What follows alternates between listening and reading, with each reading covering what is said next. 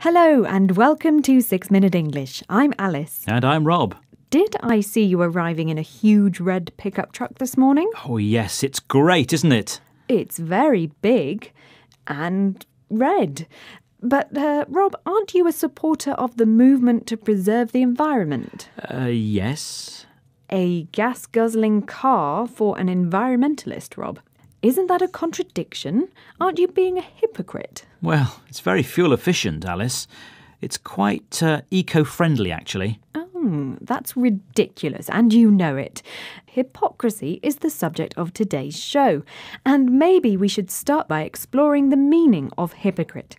Can you tell me, what did the ancient Greek word hypocrite originally mean?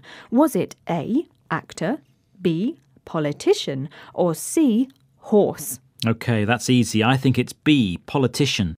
Well, we'll find out whether you got the answer right or not later in the show. Now, these days, the meaning has changed, and hypocrite means somebody who says one thing and does another. Like you telling me not to bite my nails because it's a disgusting habit, and then I see you doing it later the same day.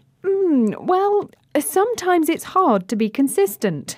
I do think nail biting is disgusting, but then when I'm a bit nervous, I do it without thinking. Yes, we're often inconsistent in what we say or do, though, aren't we? Yes. Inconsistent means changeable. There is an explanation for us sometimes saying one thing and behaving in a very different way. Let's listen to Professor Clancy Martin at the University of Missouri in the US. He teaches philosophy, so he knows a thing or two about the way we think. So while you might be enormously compassionate in your role as a teacher or a parent, you might find yourself being quite harsh and direct when it comes to your role as a brother or a sister.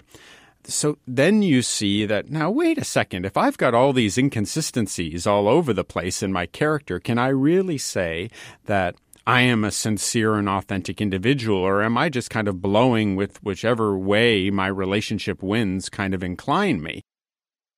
Professor Clancy Martin. So we play different roles in life, and these roles may seem contradictory, but they're just part of being the same person. Sometimes you're a bit harsh and direct with me, Alice, aren't you?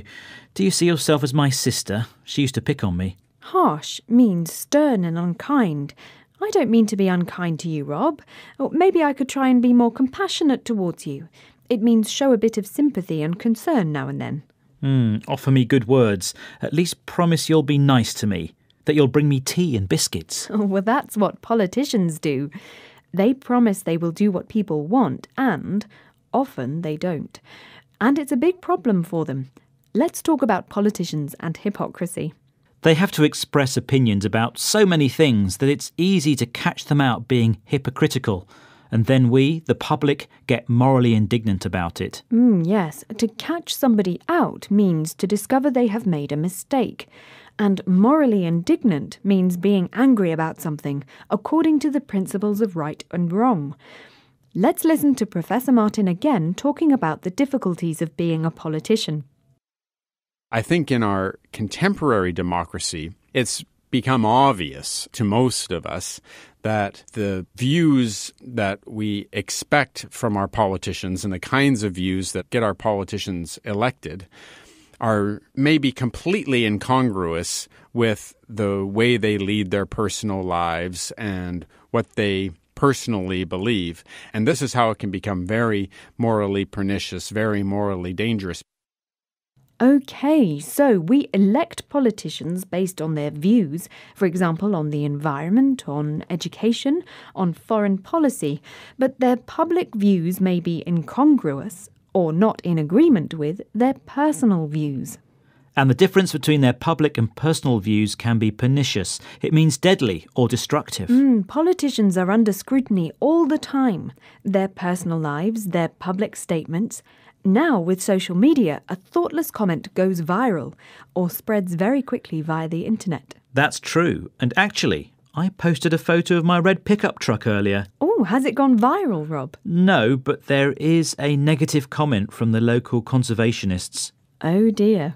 Well, Rob, I think it's time I told you the answer to today's quiz question. I asked, What did the ancient Greek word hypocrite originally describe?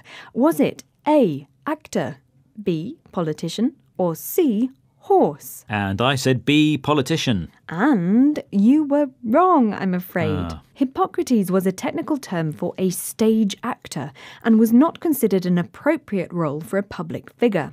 In Athens, in the 4th century BC, the great orator Demosthenes ridiculed a rival politician who had been a successful actor. Well, we're running out of time, so can we hear the words we learned today? They are hypocrite, inconsistent, harsh, compassionate, catch somebody out, morally indignant, incongruous, pernicious, go viral. Well, that's the end of today's 6-Minute English. Don't forget to join us again soon. Bye-bye. Bye-bye. 6-Minute English from the BBC.